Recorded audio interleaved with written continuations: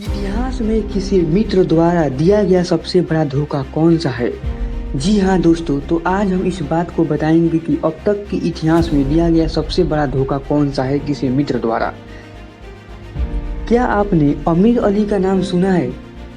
राजस्थान के इतिहास में यह वह व्यक्ति है जिसके धोखे के कारण महिलाएं जौहर नहीं कर पाई और उन्हें तलवारों से काटना पड़ा। तो चलिए आज जैसलमेर के राजा लूणकरण को याद करते हैं, जो मित्रता के नाम पर राजस्थान के सबसे बड़े धोखे का शिकार हुए।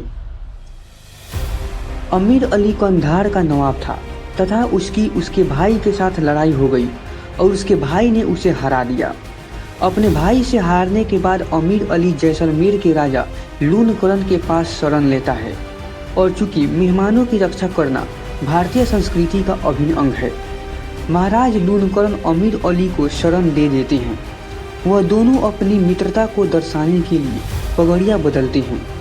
लूणकरण अमीर अली को जैसलमेर में जागीर देकर उसके रहने का प्रबंध करते हैं।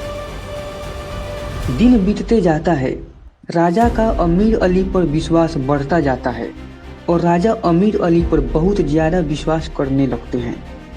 अमीर अली ने एक बार राजा से कहता है कि उसकी बेगमे राजनिवास की महिलाओं से मिलना चाहती है, पर वह नहीं चाहता कि कोई और उसकी महिलाओं को देखे। इस पर राजा लूणकरण कहते हैं कि कुछ दिनों में राजमहल के अधिकांश व्यक्ति एक विवाह समारोह में सम्मिलित होने जाएंगे, तब किले में कोई पुरुष नहीं होगा। उस दिन उनकी बेगमें उनकी रानियों से मिल सकती है। इस पर अमीर अली हामी भर देता है। कुछ दिनों बाद वह दिन आता है जब महल के अधिकांश पुरुष राजकुमार मालदेव भारती के साथ विवाह समारोह में भाग लेने चले जाते हैं। राजा अमीर अली को संदेशा भिजवाते हैं कि उनकी बेगमें किले में आ सकती है, पर अमीर अली के मंसूबे कुछ और ही थे। वह जैसलमेर पर कब्जा करना चाहता था और उसके लिए एक अच्छे मौके का इंतजार कर रहा था और उसे वह अवसर मिल गया।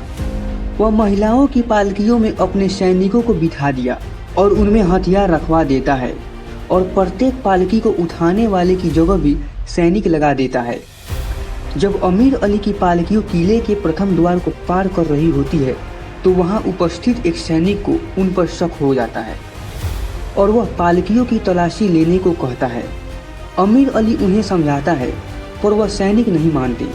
जब अमीर अली को लग जाता है कि यदि पालकियों की तलाशी हुई तो वह पकड़े जाएंगे और किले के बाकी दरवाजे बंद हो जाएंगे, तो वह वहीं से अपने सिपाहियों को हमला कर देने का आदेश देता है। अचानक हुए इस हमले में सिपाही भी कुछ समझ नहीं पाते हैं। वह जैसे तैसे किले के अंदर खबर पहुंचाते हैं कि आमिर अली ने विश्वासघात कर दिया है और किले पर हमला हो चुका है। पर किले में उस वक्त बहुत कम ही पुरुष थे, इसीलिए हमेशा की तरह जब सिपाही कम और हार निश्चित थी तो साका किया गया। पर एक समस्या राजा के सम्मुख आ खड़ी हुई। साके में सबसे पहले जौहर किया जाता है, जिसमें महिलाएं अग्नि स्नान कर लेती है। जौहर पूरे विधि विधान से द्वारा किया जाता है। हम आपको बता दें कि जौहर पुराने समय में भारत में स्त्रियों द्वारा की जाने वाली क्रिया थी। जब युद्ध में हार निश्चित हो जाती थी तो पुरुष युद्ध के लिए तैयार होकर वीर गति प्राप्त करने निकल जाती थी और स्त्रियां जौहर कर लेती थी। मतलब जौहर कुंड में आग लगाकर खुद भी उसमें कूद जाती थी। वीरांगना महिलाओं के बलिदान को जौहर के नाम से जाना जाता है। अर्थात राजा युद्ध में केसरिया करते हुए देश के लिए, अपने साम्राज्य के लिए अपने प्राण न्यौछावर कर दे और रानी भी समय क्षेत्राणियों सहित जौहर कर दे, तो इस संपूर्ण घटना को ही साका कहा गया है। लेकिन उस टाइम की सिचुएशन में जौहर करना संभव नहीं था, इसलिए वीरांगनाओं ने एक साथ अपने सर झुका दिए।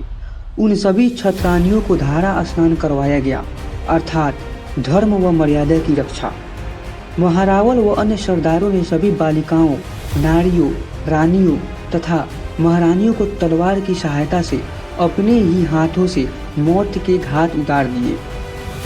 वीर क्षत्रानियों ने हंसते हंसते अपने शरीर का बलिदान दिया। स्वाभिमानी वीरांगनाओं को रक्त दुर्ग की नालियों में बहने लगा।